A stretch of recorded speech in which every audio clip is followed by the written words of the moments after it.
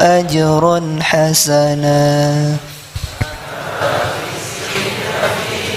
أبدا وينذر الذين قالوا اتخذ الله ولدا ما لهم به من علم ولا لآبائهم كبرت كلمة تخرج من أفواههم إن يقولون إلا كذبا صدق الله العظيم. Bismillahirrahmanirrahim. Assalamualaikum warahmatullahi wabarakatuh.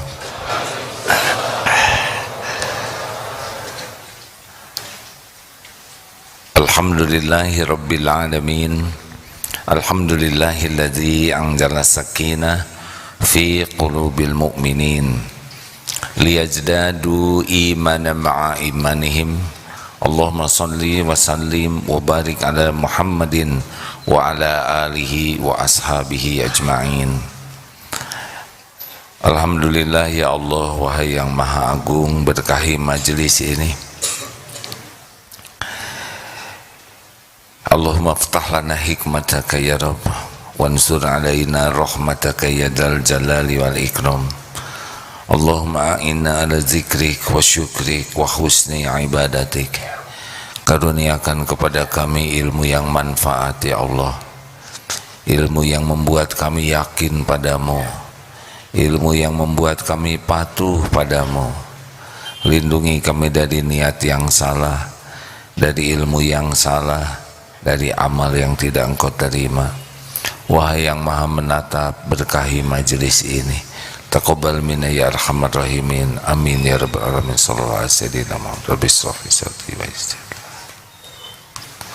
Amin ya rabbal alamin. Hadirin,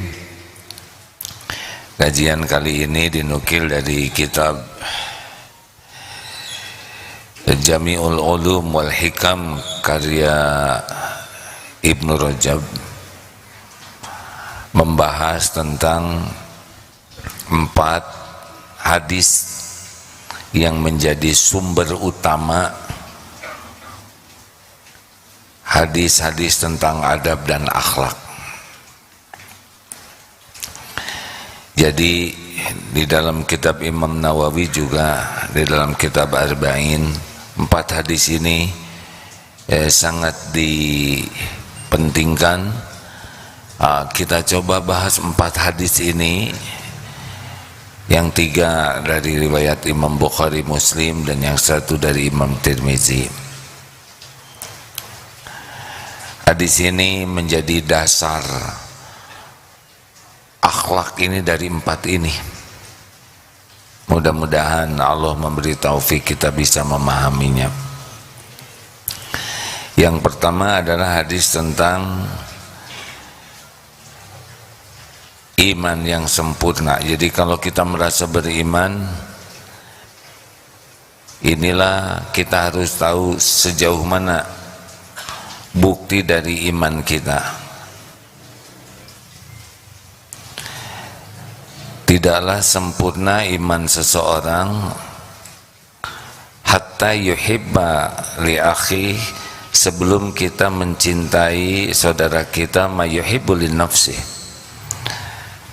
Tidaklah sempurna iman kita sebelum kita menyukai apa yang ada pada saudara kita sebagaimana kita mencintai apa yang ada pada diri kita. Ada 5 tingkatan kedengkian. Yang terburuk adalah kita tidak suka saudara kita dapat nikmat dan senang saudara kita dapat kesusahan. Ini muslim terburuk, yang senang lihat saudaranya dapat kesusahan dan dia tidak rela orang lain dapat kebaikan. Apakah nilai bagus atau hafalannya lebih banyak atau rezekinya lebih banyak, kedudukannya lebih tinggi, pokoknya lihat saudaranya dapat nikmat, dia tidak rela, dan ketika nikmat itu tidak ada atau dia terkena musibah suka. Nah, ini pendengki. Nauzubillah min zalik. Ini manusia terburuk, seorang muslim terburuk, yaitu yang hasud. Tingkatan kedua agak lebih baik dibanding yang pertama, yaitu tidak suka lihat saudaranya kena musibah. Kita tidak suka ada yang jatuh, ada yang celaka, ada yang gagal, tapi juga tidak suka kalau dia dapat nikmat. Tidak suka kalau teman jadi bintang kelas, jadi juara ini, juara itu, dapat jodoh. Ada yang tidak rela, tapi juga tidak mau dia celaka. Kalau yang tadi, yang terburuk, gembira dengan orang lain dapat musibah. Kalau ini tidak, dia tidak gembira, tapi jangan dapat nikmat. Ada yang begitu, ada. Jangan sih celaka, cuman kalau untung jangan juga. Bangkrut jangan, tapi untung ya jangan. Yang ketiga, lebih baik sedikit ini. Tidak rela orang lain dapat musibah, tapi kalau, dan senang orang dapat untung, tapi tidak boleh melebihi kita. Ya udah, kamu ranking 2 saja. Tidak boleh ranking 1. Nah, kalau bikin pesantren ya kecil saja, jangan lebih gede. Kalau dapat jodoh jangan yang terlalu cakep lah ya. Tidak boleh melampaui jodohnya. Ada orang yang senang orang dapat nikmat, tapi tidak boleh melewati dirinya. Yang keempat, nah ini sudah memasuki daerah yang baik, yaitu senang orang lain dapat nikmat dan tidak rela orang lain dapat musibah. Sama dengan yang kita. May yuhibbu li nafsi. Kita dapat rezeki, senang dia dapat rezeki yang sama. Kita hafal Quran, kita senang saudara kita dapat hafal Quran. Pokoknya apa yang senang ada pada kita, kita senang dengan ada pada teman kita. Tidak ada berat di hati kita. Kita untung, kita senang lihat orang untung.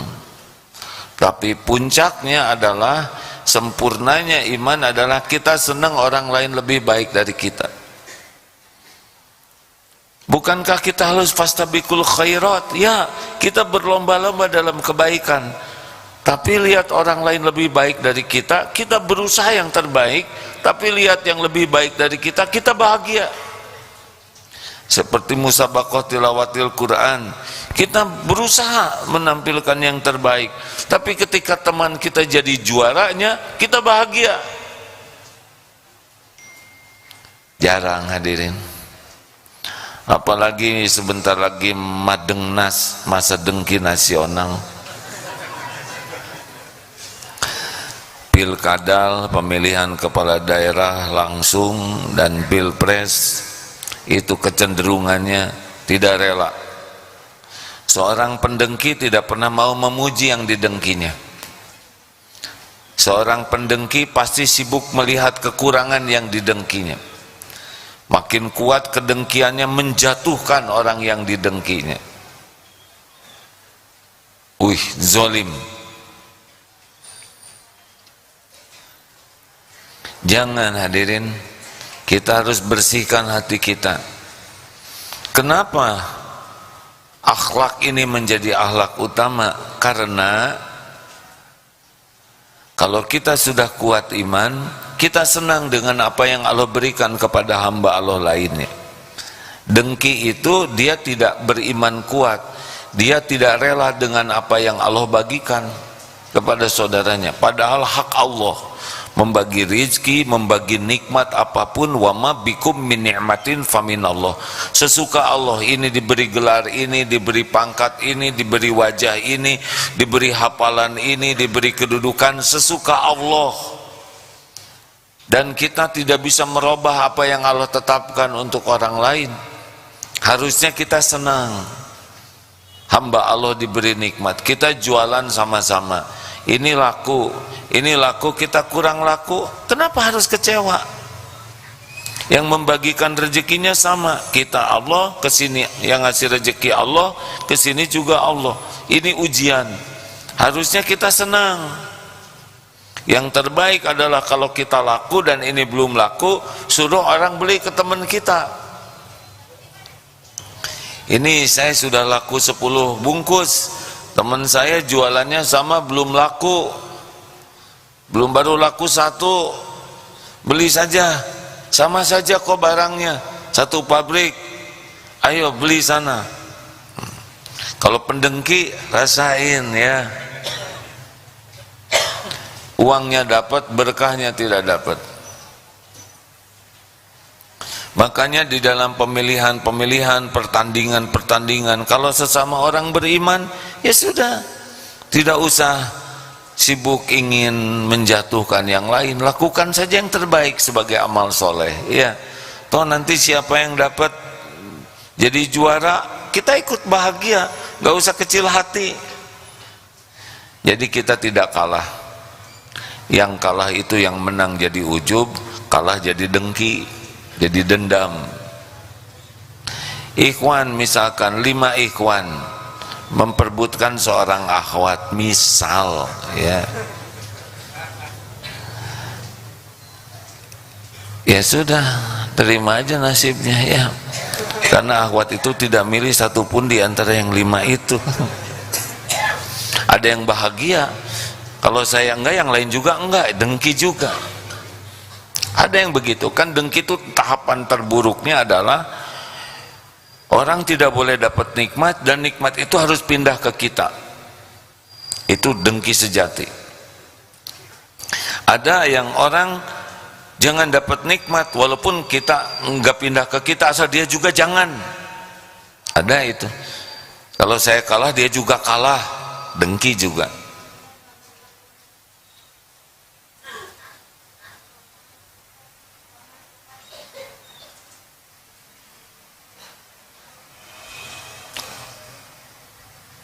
Ada yang ngobrol juga. Ada juga yang pokoknya orang tidak boleh dapat nikmat aja. Ini pendengki tulen, nggak ada urusan dengan dia, tapi nggak suka aja. Oh itu menang deh, cuma kebetulan. Itu hafalannya tinggi ya, sebetulnya standarnya juga nggak bagus sih buat itu.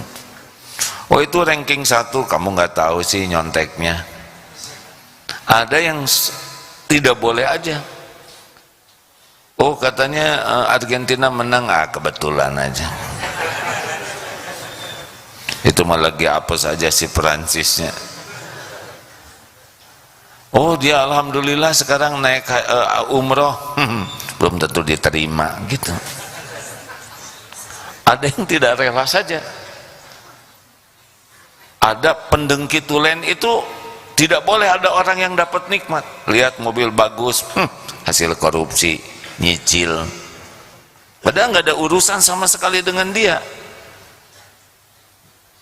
Lihat penceramah, ngomong aja, belum tentu mengamalkan. Padahal dia malah nggak dengar sama sekali ya. Pernah dengar yang begitu? Yang komentarnya tuh selalu negatif ke orang lain. Itu pendengki tulen itu. Tidak akan pernah bahagia. Karena pendengki itu hatinya selalu galau, gelisah, dan tambah sengsara ketika orang lain diberi nikmat oleh Allah. Dia makin apes. Orang lain naik haji, dia naik tensi.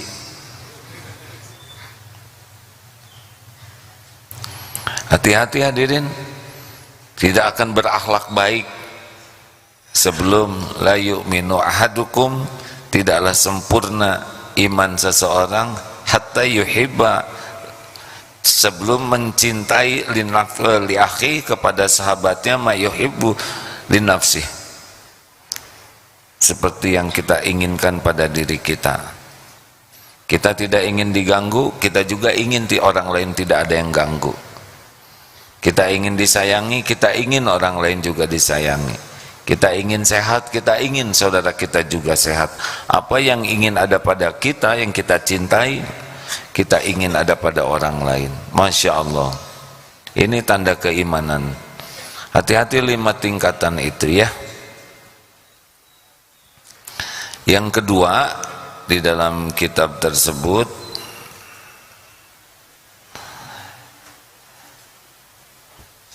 barang siapa man kana yu'minu billah wal yaumil akhir falyaqul khairan aw liyasmut.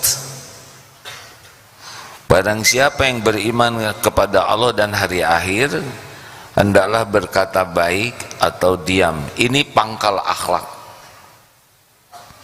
Jadi yang pertama tadi membahas tentang kecintaan ke orang lain, penyakit penghalangnya dengki. Dengki itu pembunuhan pertama, dengki hadirin, Habil dan Habil. Iblis itu dengki kepada Nabi Adam, sehingga dia memilih dikutuk seumur-umur, nggak apa-apa, akibat tidak rela. Nabi Adam diberi nikmat oleh Allah, diberi kelebihan. Dan Yahudi juga sebagai kaum pendengki, tidak rela orang lain dapat nikmat. Harusnya bagaimana? Yang tadi dikatakan, kita harus senang orang lain dapat nikmat, ikut prihatin orang lain dapat musibah. Dan kita harus lebih senang kalau orang lain diberi oleh Allah lebih baik daripada kita. Masya Allah. Ayo periksa hati kita. Biasanya dengki itu selevel. Ojek dengan ojek. Jarang ojek dengki ke pilot. Pilot dengan pilot lagi. Akhwat dengkinya dengan akhwat lagi. Dokter dengan dokter lagi. Menteri dengan menteri. Yang bahaya adalah kiai dengki ke kiai yang lain. Cenderung nanti akan menggunakan dalil untuk menjatuhkan orang yang didengkinya. Tidak rela. Tidak rela pesantren dengan pesantren lain, sekolah dengan sekolah lain. Berusaha ciri khas pendengki, tidak mau memuji, selalu mencari kekurangan untuk dijatuhkan. Dan pendengki itu wajahnya nggak pernah enak dilihat, kata-katanya tidak enak, raut mukanya tidak enak, auranya tidak enak, karena pendengki itu hatinya tidak enak. Jadi memancar dari tutur kata, tulisan, nada, gerak-geriknya. Yang kedua adalah falyaqul khairan aw liyasmut. Jadi Allah menciptakan lisan ini untuk mulut. Allah bikin mulut untuk apa? Makan. Lisan untuk, Allah menciptakan lisan untuk apa? Bicara atau bicara baik? Bicara baik. Jadi pilihan bicara itu ternyata cuma 2, bicara baik atau diam. Apa yang disebut falyaqul khairan? Zikrullah, itu bicara baik. Amar ma'ruf nahi mungkar, mengajak orang kepada kebaikan dan mencegah orang dari perbuatan buruk, itu perkataan baik. Wilayah kita di sana saja bicara. Kalau yakin perkataan kita baik, baru bicara. Kalau belum yakin ini benar, belum yakin bermanfaat, belum yakin ini menyusahkan orang atau tidak, udah diam saja. Kalau yakin baik, bicara. Diam itu emas, tapi bicara itu yang lebih bernilai dari emas apa sih?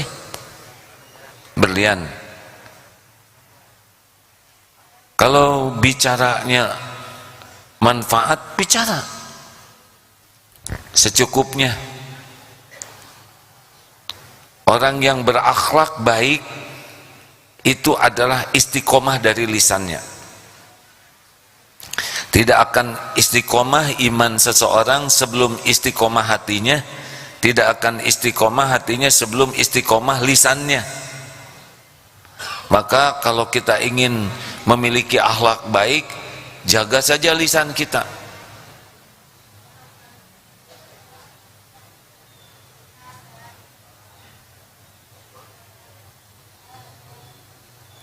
ada yang ngaji itu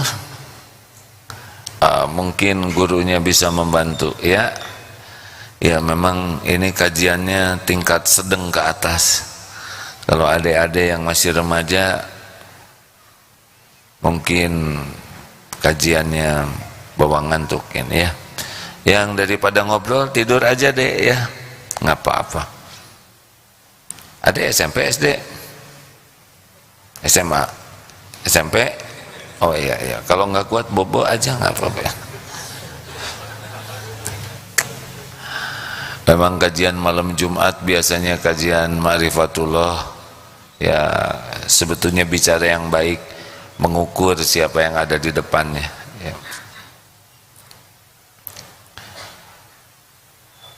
Jadi kalau kita ingin punya akhlak baik, kita wajib serius menjaga lisan kita.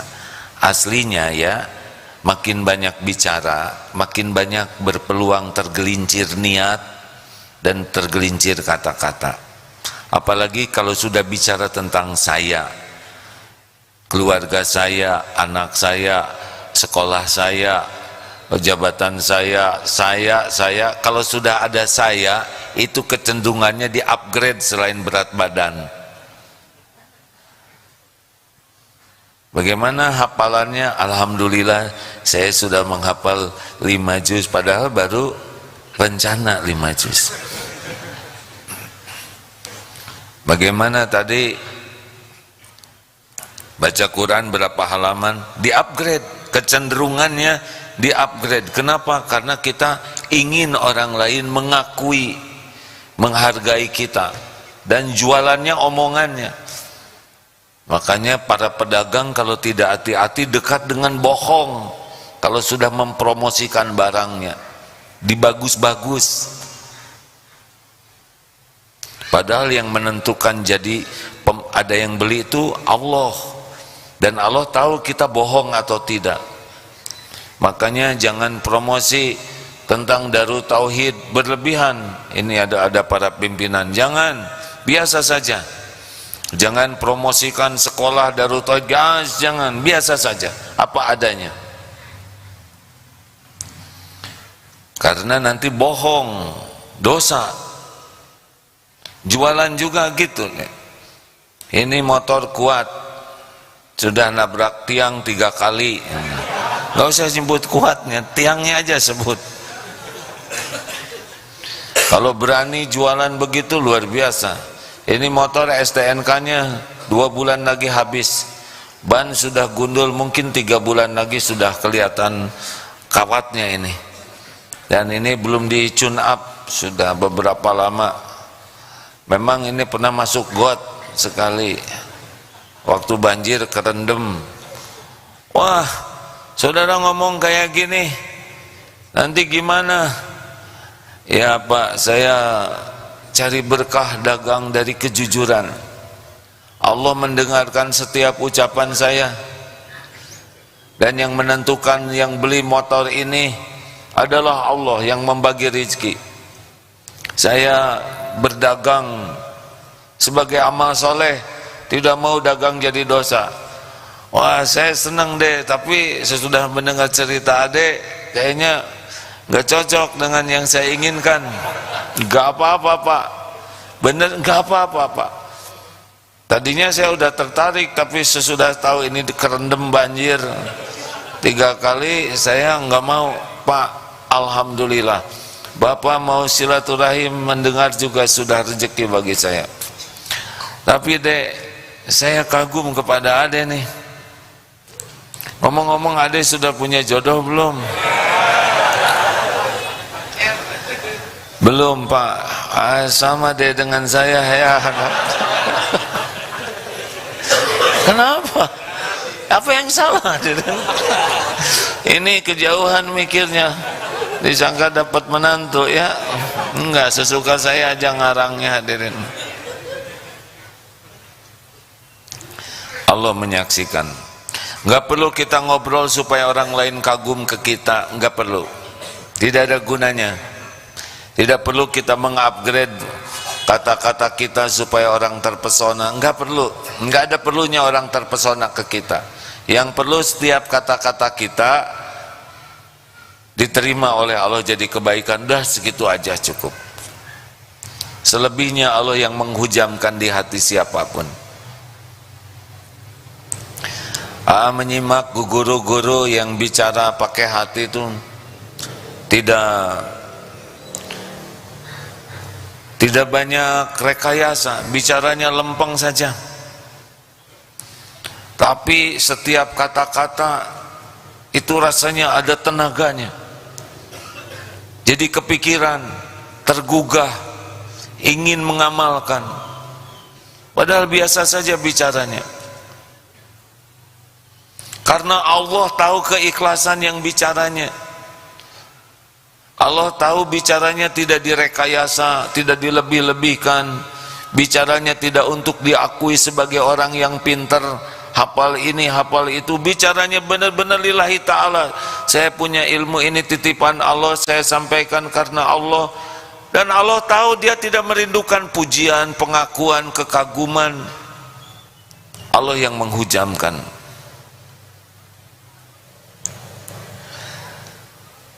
Hadirin, lebih hemat bicara, lebih aman. Jangan segala dikomentari. Juga jangan segala ditanyakan kalau tidak perlu. Tidak harus segala ingin tahu kalau tidak ada perlunya. Juga kalau tidak ada yang nanya, jangan jawab sendiri.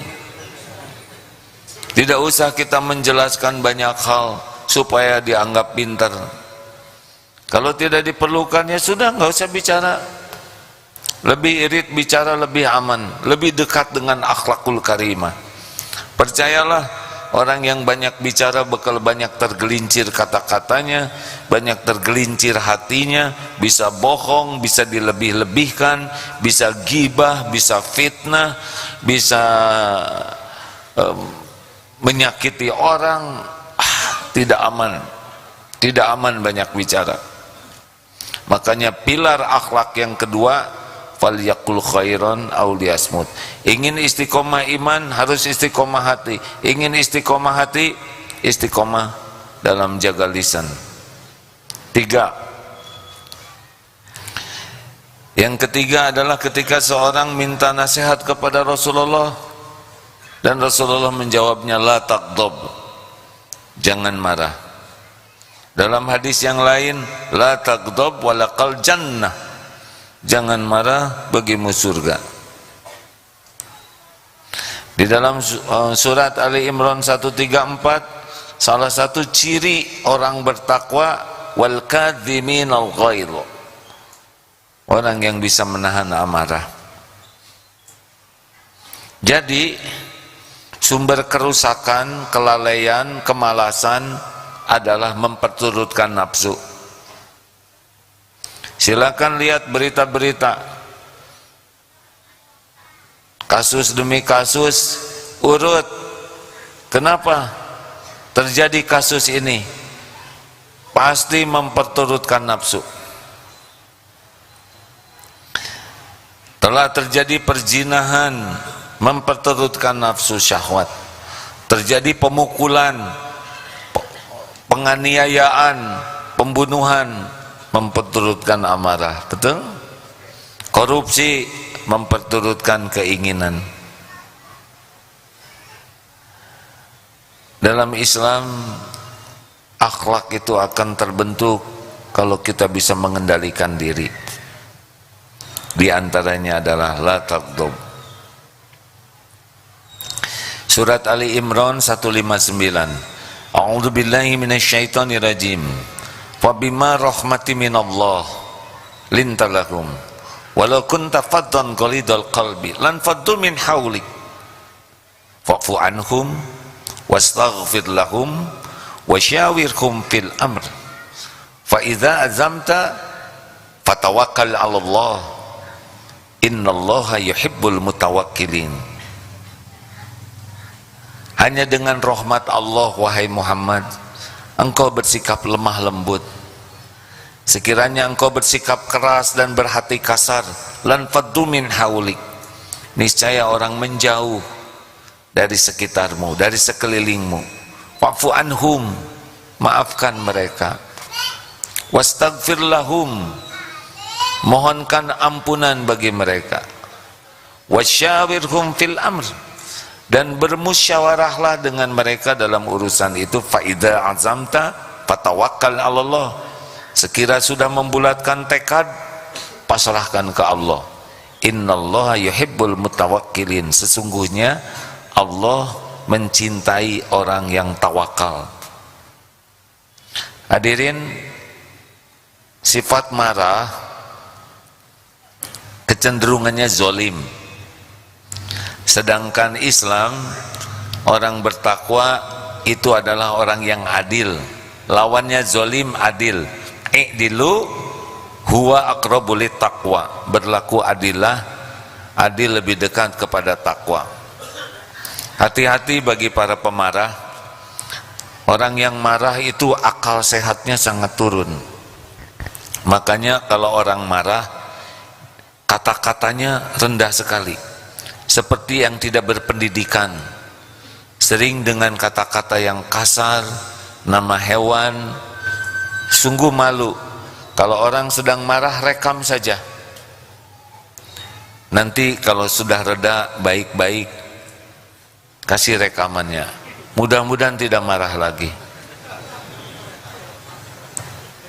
Ada yang nanya bagaimana kalau di telepon ada yang marah-marah, ada yang menyarankan jauhkan teleponnya,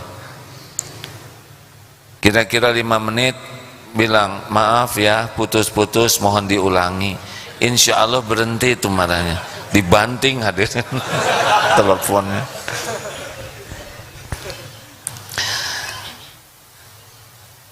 Gimana supaya kita tahu puncaknya akhlak atau sumbernya akhlak? Hilm, menahan amarah, sabar dan hilm, lemah lembut. Itu sebetulnya Rasulullah sallallahu alaihi wasallam adalah seorang yang sangat perkasa, sangat kuat. Alladzi yamliku nafsahu 'indal ghadab. Yang perkasa itu bukan yang kuat dalam gulat, yang perkasa itu adalah yang bisa mengendalikan amarahnya. Jadi pilar akhlak adalah mengendalikan amarah. Hati-hati bagi yang sumbu pendek, yang mudah marah. Kan dibagi 4 marah itu. 1, mudah marah, susah reda. Ini paling apes. Dikit-dikit marah, sekali marah seumur hidup nggak ada redanya, nggak mau memaafkan, jauh dari ketakwaan. Padahal ketakwaan itu wal 'afina 'anin nas, memaafkan orang-orang. Mudah marah, susah reda, ini terburuk. Ada yang mudah marah, mudah reda. Yang benar dong kamu, aduh maaf Ini ibaratnya begini, nancepin paku, kemudian minta maaf, cabut pakunya. Pakunya tercabut, yang tersisa apa? Bolongnya. Antara memaafkan dengan melupakan itu beda kapling. Saya minta maaf ya, ya deh saya maafkan, selesai memaafkannya, tapi luka beda. Mengobati luka di hati tidak semudah mengucapkan saya maafkan. Memaafkan mungkin memaafkan, tapi robek ini tidak serta-merta hilang dengan memaafkan. Makanya yang mudah marah dan mudah reda, robeknya itu tetap ada. Yang ketiga adalah susah marah.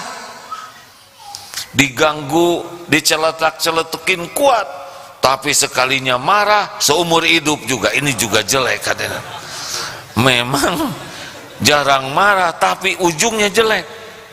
Awalnya bagus menahan amarah, tapi sekali marah tidak memasuki wilayah wal 'afina 'anin nas. Surat Ali Imran 134. Orang yang takwa itu memaafkan orang-orang. Kenapa dendam? Karena tidak pemaaf. tidak memasuki wilayah orang yang dijamin sorga tuh. Yang dimasukin ke sorga adalah para pemaaf. Dan yang terbaik adalah susah marah, cepat reda. Bagaimana nih supaya saya nggak gampang marah? Ada, mau tahu riadohnya? Perbanyak saum. Itu sunnah Nabi, karena saum itu perisai, junnah, perisai dari perbuatan buruk. Dan kalau orang yang sedang mengganggu, katakan saja, saya sedang saum, keraskan, maaf saya sedang saum. Ke dalam diri kita perkataan itu mengerem kita dari kemarahan, dan juga mudah-mudahan berdampak bagi orang yang ngeganggu kita untuk berhenti juga gangguannya. Hei monyet, apa lo? Maaf bro, lagi saum. Apa hubungannya dengan monyet? Dia nggak ngerti. Masa monyet saum katanya. Kalau ada orang yang berkata buruk, surat apa Ustaz? Yang bagaimana tentang ibadur rahman? Saya lupa. Astagfirullahaladzim. Wa ibadur rahman alladzina yamshuna 'alal ardi hauna wa idza khatabahumul jahiluna qalu salama. Memang ketawaduan inilah yang bisa membuat orang. Tawadu itu surat apa tadi? Al-Furqan ayat maaf ya, 63. Terima. 43. Alhamdulillah. Ya, selesaikan ini ya urusannya. 63 ya, maaf. Jadi salah satu yang membuat orang susah marah itu adalah tawadu. Ingin tahu bukti ketawaduan seseorang? Lihat ketika orang yang jahil. Orang yang jahil itu adalah orang yang tidak bisa mengendalikan diri. Jahil itu disebut juga bodoh. Tapi di sini penafsir mengatakan orang yang tidak bisa mengendalikan diri. Itu bisa datang dari teman, bisa datang dari orang tua. Ada kalanya perkataannya nggak enak. Bisa orang-orang di jalan perkataannya nggak enak ke kita ya, atau dari suami, dari istri, dari teman, dari kakak, dari adik, dari mertua, bisa itu keluar kata-kata yang tidak enak. Dan kita, kata kuncinya qalu salaman, perkataan yang mengandung keselamatan. Jangan ladenin keburukan dengan keburukan, harus dilatih hadirin. Nafsu pasti kita ingin membalas, tapi Rasulullah kalau ada orang yang berkata buruk, Quran menganjurkan qalu salaman. Ini Quran yang mengajarkan ya. Jadi jangan membiasakan kalau ada orang berkata jelek, kita balas dengan kata-kata yang jelek. Dia menghina, kita hina lagi. Dia membeberkan aib, kita beberkan aib lagi. Kalau gitu untuk apa sekolah tinggi-tinggi kalau bisanya hanya niru keburukan orang? Mau ngapain kita belajar agama kalau bisanya cuma niru kejelekan orang? Kalau orang milih bicara jelek, kita milih apa yang Allah sukai.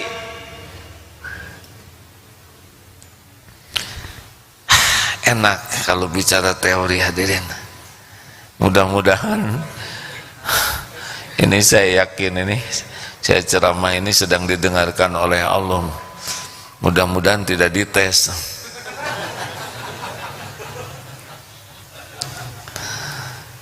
Ya Allah, terima aja ceramah ini ya Rabb, nggak perlu dites.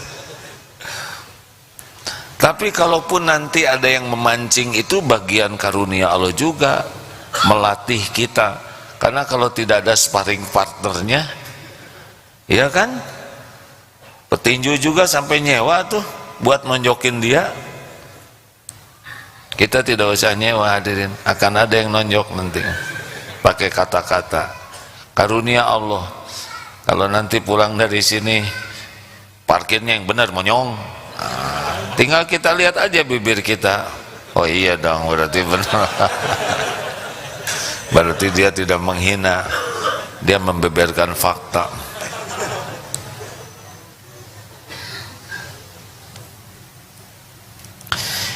Latih ya, kita latih sama-sama. Salah satu pilar akhlakul karimah menahan amarah. Sepanjang kita tidak punya program mengendalikan marah, kita bekal rontok banyak. Kita bekal banyak nyakiti orang. Kita bisa merusak silaturahim. Kita bisa menyakiti orang yang baik ke kita. Makanya pilar ketiga adalah mengendalikan nafsu, khususnya di sini amarah, dengan membiasakan diri menjadi makhluk halus. Halus budi pekertinya, halus bahasanya. Jangan jadi makhluk kasar. Begitu. Dan yang keempat, sudah habis belum waktunya nih? Nah, jawabannya itu ya, belum, itu emosional hadirin.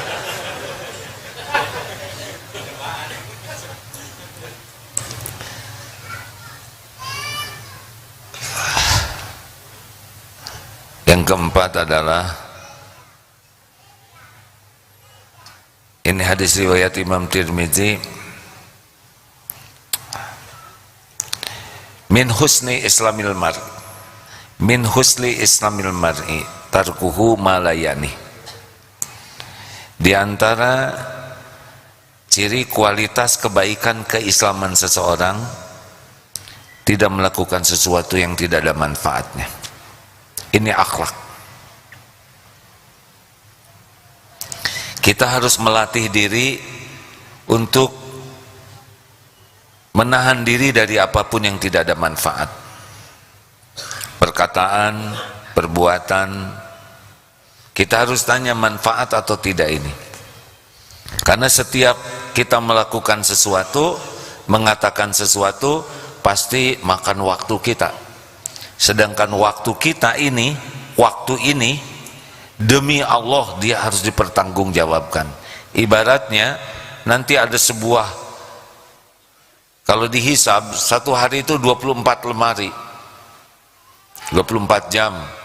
Dari satu lemari, satu jam berapa menit sih? Masih 60 kan? 60 laci. Ada 24 lemari, satu lemari ada 60 laci.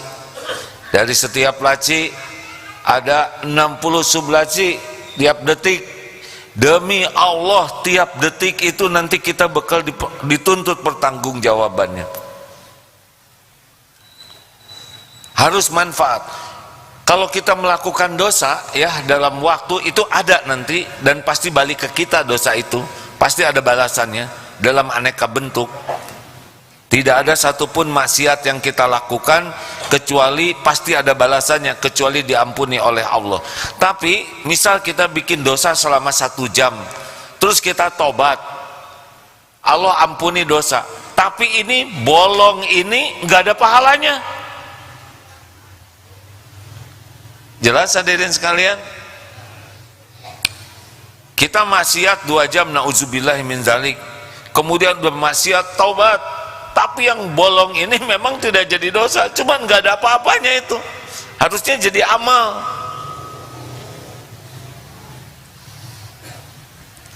Dan nilai kita itu adalah khairun nas anfa'uhum linnas. Sebaik-baik manusia bukan yang banyak ilmunya, tapi banyak manfaatnya. Kalau kita banyak ilmu tidak manfaat, seperti keledai bawa buku. Bukunya banyak, tapi keledai tidak dapat manfaat dari buku tersebut. Maka kita belajar itu supaya manfaat, betul? Kenapa kuliah lama-lama?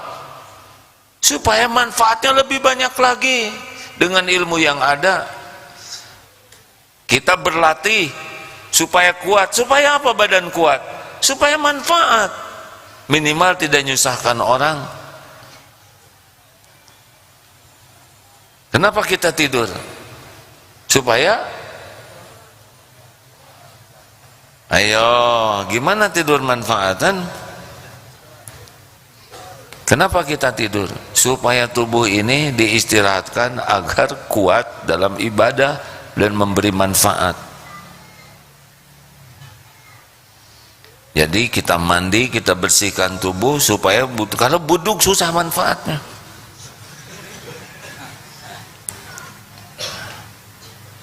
Ini serius hadirin. Ada ustadz tukar pikiran, wah ustadz itu mah ilmunya dikit, ustadz itu mah ini juga belum bagus, ilmunya tidak banyak.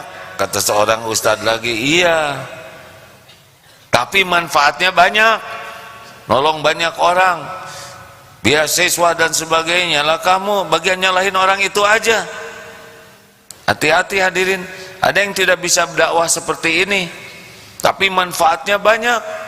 Tanda tangan di kantor karena direktur, coba ya, tanda tangannya aja beasiswa 1000 orang, kirim beras ke 1 juta orang, tanda tangan tuh hadirin. Kata Pak Gubernur Ridwan Kamil, untungnya jadi pemimpin, sekali tanda tangan itu bisa banyak yang dapat manfaat. Wah, saya juga pengen tanda tangan, sok aja tanda tangan sendiri. Tapi kan belum tentu ikhlas. Lah itu bukan urusan kita. Bagaimana kita menilai orang ikhlas tidak ikhlas? Itu urusan Allah yang menilai. Ya, kita mah udah kurang manfaat, suudzon lagi. Jangan menilai orang lain suudzon, karena siapa tahu malah benar-benar ikhlas. Tapi itu diposting, ya siapa tahu yang tidak dipostingnya lebih banyak.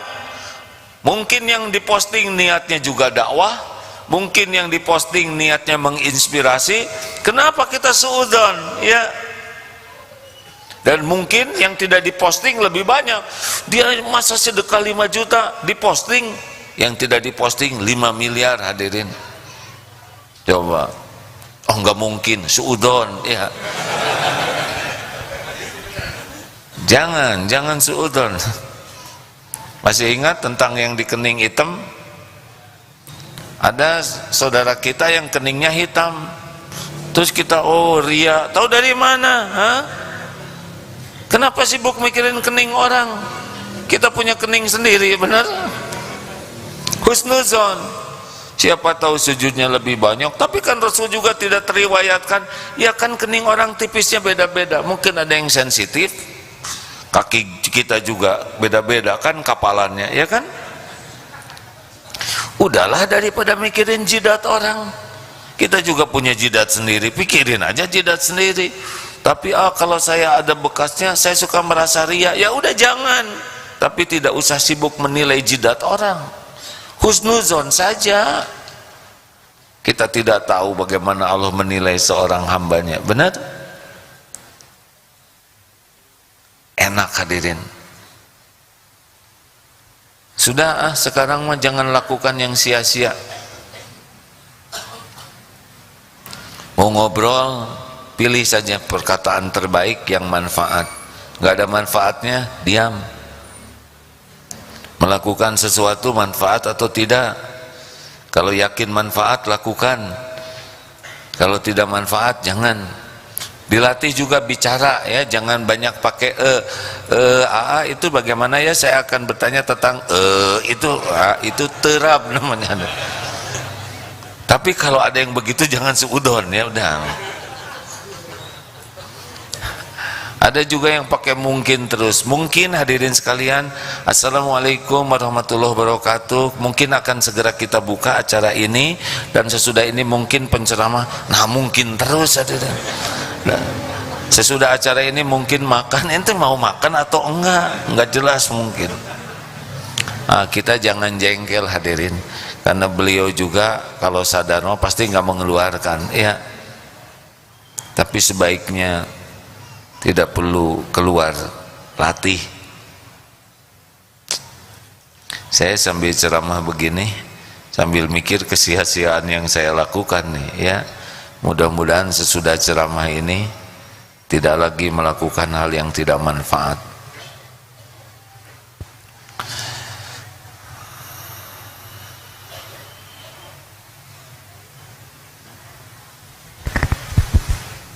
Hati-hati, jangan begini terus hadirin, bisa diijabah seumur hidup ya. Mau serius hadirin, ada yang suka lagi duduk dong, apa manfaatnya? Mau dikabulkan seumur hidup gini? Serius? Atau lagi diam gini? Wah, lebih jelas. Jijik. Kendalikan tangan seperti sedang ngobrol. Sangka ngajak duel. Serius? Bahasa tubuh bisa lebih bermakna daripada bahasa kata. Tersinggung saudara. Hindari perkataan, perbuatan, termasuk ini punya HP.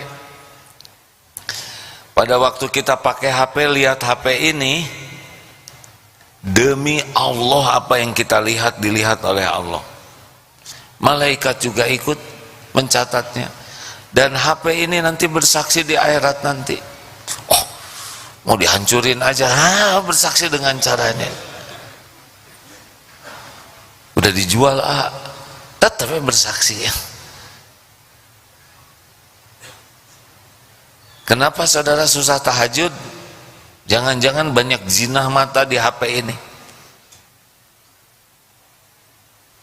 Kalau orang banyak melihat yang haram, yang halal itu menjadi tidak bagus. Kalau biasa lihat yang tidak bagus di YouTube, di mana yang tidak manfaat, yang tidak bagus, nanti giliran ada ayat Quran pasti di skip. Baru a'udhu. Rasulullah bersama. Baru kelihatan sorban, si Agim ya, pasti nasihat nih. Tapi giliran yang senam, yang berenang, Masya Allah, udah. Hadirin hati-hati ya. Zina mata di HP atau di medsos atau di apa, itu mesti akan menggerus semangat ibadah.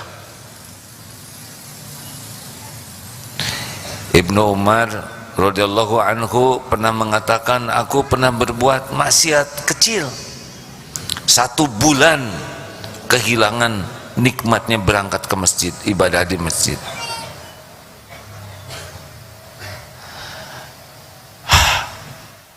Memang ujian kita dengan teknologi ini bisa mudah berbuat taat, tapi lebih mudah juga berbuat maksiat. Dan nafsu dengan teknologi ini lebih menyukai.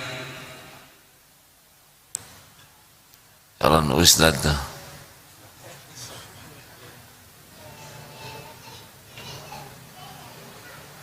anak kecil nggak akan ngerti ceramah ini hadir. Dia ngertinya bahasa temennya itu, kita tidak boleh emosi ya. Kalau saya jawab dengan perkataan yang sama, mereka emosi, biarlah, qadarullah. Kita ada anak yang belum paham, tapi lebih baiklah main di masjid daripada main di tempat yang tidak ingat ke Allah ya. Sampai di mana tadi? Lupa ya. HP. Teknologi sekarang ini memudahkan kita mengenal banyak ilmu. Mudah hadirin, Masya Allah. Tapi juga lebih mudah maksiat. Dan celakanya, na'udzubillahi min dzalik, nafsu itu lebih menyukai melihat yang bekal jadi dosa. Jadi setan itu membisiki kita tuh menampakkan bagus sesuatu yang buruk, menampakkan menyenangkan sesuatu yang mencelakakan. Memang sudah begitu. Itulah sebabnya kalau udah dengar ceramah belum tentu mau, skip aja. nggak tahan. Dengar Quran beberapa menit aja nggak tahan. Tapi dengar yang tidak ada kaitannya dengan amal soleh, tahan itu. Penyakit kita kan suka khusyuk kepada sesuatu yang tidak perlu khusyuk. Kita suka khusyuk untuk yang main-main, tapi yang main-main sering khusyuk. Coba main bola khusyuk, nggak boleh ada yang ngalangin. Coba sholat nggak khusyuk, aneh. Memang begitu. Kita tahan berjam-jam untuk sesuatu yang melalaikan, tapi untuk yang Allah sukai sedikit tahannya. Tes dulu, nanti Ramadan mendingan sholat 23 rakaat atau 11 rakaat. Jujur, jangan langsung soleh, yang asli dulu. 11. Udah nanya aja. Mendingan yang bacaannya panjang-panjang ya, 1 rakaat 2 halaman, atau yang ringkas tapi indah. Bayangkan, belum aja mulai udah dari sekarang malasnya, ya kan? Padahal kita tinggal nebeng, hafal belum, ada sholat 1 lembar 1 rakaat, jarang kita melakukannya dan nggak hafal, tinggal nebeng. Ya memang enak nebeng, banyak perencanaan yang bisa diselesaikan. Makin panjang bacaan imam, makin banyak ini tugas-tugas saya yang saya pikirkan. Ngalamun.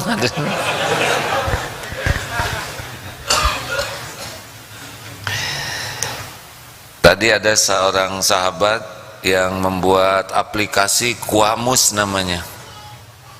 Salah satu di aplikasi tersebut ada membaca Al-Quran terjemah per kata, dan ada gamenya, sehingga dari 1 surat Al-Baqarah kalau dibaca dengan baik per ayatnya, nanti hampir 80% katanya, maaf saya lupa jumlahnya, nanti lebih mudah lagi memahami Al-Quran, karena di Al-Baqarah itu banyak pengulangan kata-kata di ayat-ayat lainnya.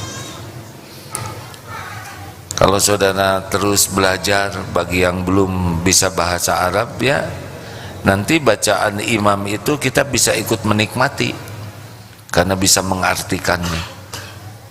Walaupun mungkin kita belum bisa bercakap bahasa Arab, tapi setidaknya kalau imam membaca Al-Quran, kita bisa ikut menerjemahkannya walaupun masih sederhana.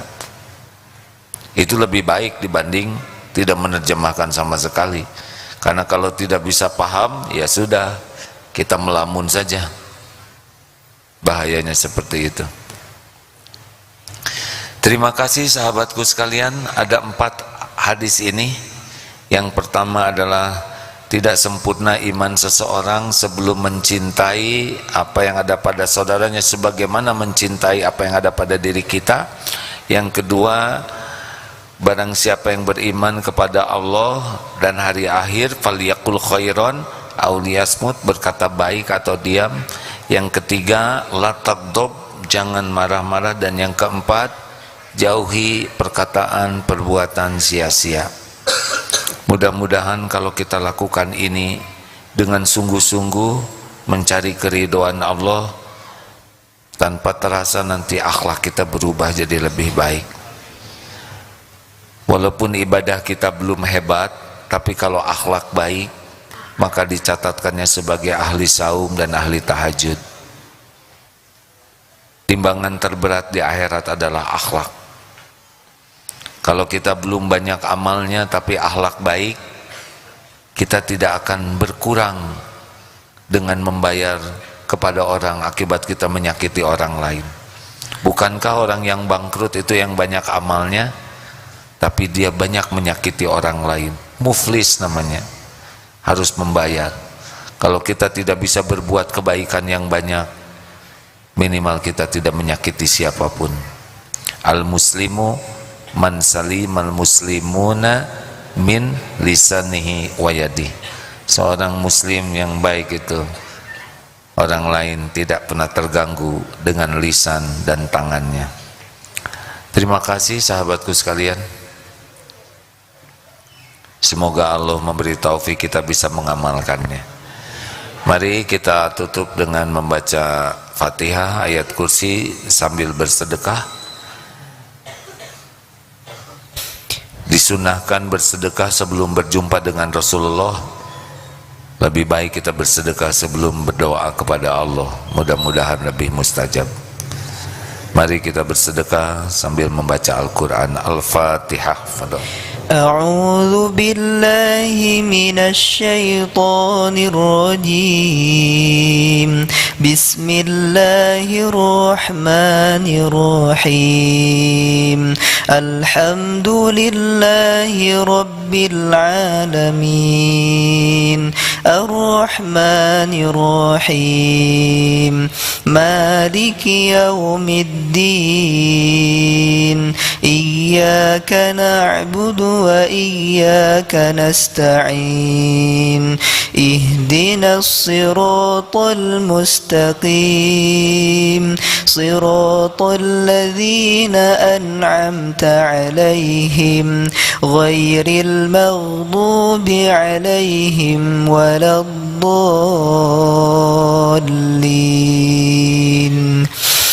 الله لا إله إلا هو الحي القيوم لا تأخذه سنة ولا نوم له ما في السماوات وما في الأرض من ذا الذي يشفع عنده إلا بإذنه يعلم ما بين أيديهم وما خلفهم ولا يحيطون بشيء من علمه إلا بما شاء وسع كرسيه السماوات والأرض ولا يؤوده حفظهما وهو العلي العظيم. اللهم صل وسلم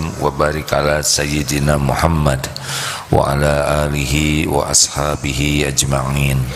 Alhamdulillahi Rabbil Alamin. Ya Allah, Ya Sami, Ya Bashir, Ya Syahid, Ya Qarib, Ya Arhamar Rahimin, irhamna ya Allah.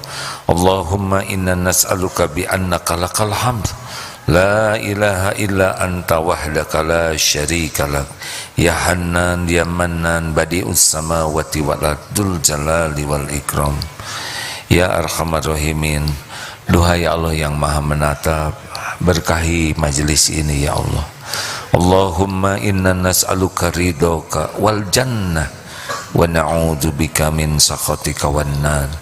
Allahumma ij'alna minat tawwabin waj'alna minal mutatahhirin waj'alna min ibadika sholihin.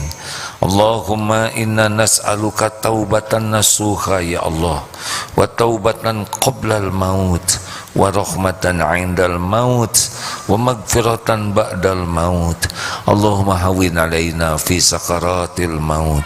Allahumma inna nas'aluka husnal khatimah wa na'udzubika min su'il khatimah.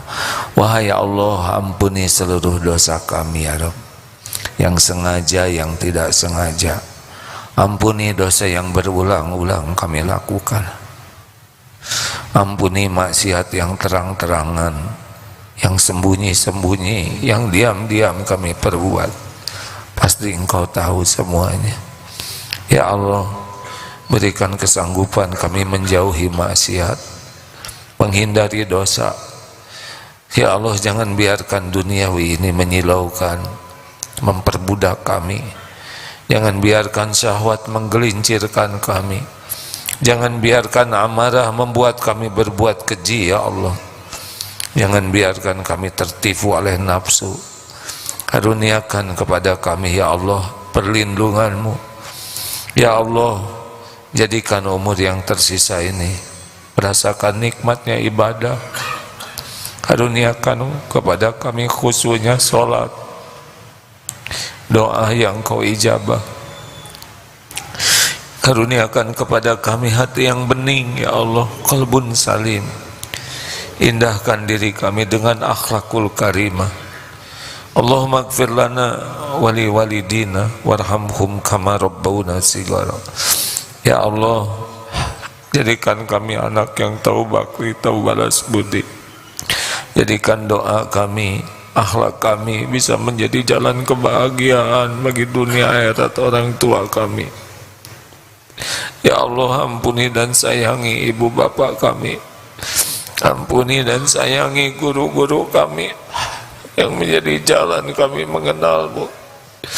Ampuni dan sayangi orang-orang yang berbuat baik kepada kami, yang terang-terangan, yang sembunyi-sembunyi, yang mendoakan kami ya Allah. Ampuni hamba-hamba-Mu yang pernah kami zalimi, sengaja, tidak sengaja. Ampuni hamba-hamba-Mu yang pernah menyakiti kami ya Allah. Allahumma ighfir lil mu'minina wal mu'minat wal muslimina wal muslimat al ahya'i minhum wal amwat. Ya Allah, berikan ketenangan bagi yang hatinya masih selalu resah, galau, gelisah. Berikan keyakinan bagi yang masih ragu kepadamu ya Rabb. Berikan kelapangan bagi yang sedang dihimpit kesulitan dan masalah. Berikan jodoh terbaik bagi yang mendambakannya ya Allah. Rumah tangga sakinah, keturunan soleh solehah. Karuniakan rezeki bagi yang kekurangan, cukupi hanya dengan rezeki yang halal, yang barokah. Jauhkan dari kami yang haram dan subhat. Ya Allah, berikan kesembuhan hamba-Mu yang sakit lahir, batin, akal. Berikan kesembuhan ya Syafi. Ya Rabb, berikan kepada kami istiqomah ya Allah. Jangan cabut nikmat iman ini. Jangan cabut keislaman kami. Istiqomahkan kami dalam yakin, dalam amal soleh. Ya Allah, undang jamaah ini ke Baitullah. Sempurnakan keislaman kami ya Arhamar Rahimin. Ya Allah, karuniakan negeri kami pemimpin yang Kau ridhoi, pemimpin yang takut padamu, yang amanah, yang dapat membimbing bangsa ini di jalan yang Kau ridhoi. Rabbana atina min ladunka rahmah wa hayyi lana min amrina rasyada. Rabbana atina fid dunya hasanah wa fil akhirati hasanah wa qina adzabannar. Subhana rabbika rabbil izzati amma yasifun wa salamun alal mursalin walhamdulillah. Alhamdulillah. Terima kasih hadirin. Tolong doakan AA ya. Subhanakallahumma bihamdik asyhadu an la ilaha illa anta astaghfiruka wa atubu ilaik. Assalamualaikum warahmatullahi wabarakatuh. Sudah malam, silahkan. Kita tercipta untuk saling berbagi, untuk saling merangkul, untuk saling bermakna bagi semua insan. Dengan bisa sekolah, kita bisa berbagi kebaikan dengan mewujudkan harapan mereka untuk terus melanjutkan pendidikan. Insya Allah, setiap ilmu yang mereka amalkan akan menjadi amal jariah untuk kita semua. Terima kasih kepada donatur dan orang tua asuh yang telah berdonasi melalui DT Peduli sehingga saya bisa sekolah di SMA Aske Islamic School. Alhamdulillah kami bisa sekolah. Bersama Bisa Sekolah, kita tingkatkan mutu pendidikan anak Indonesia.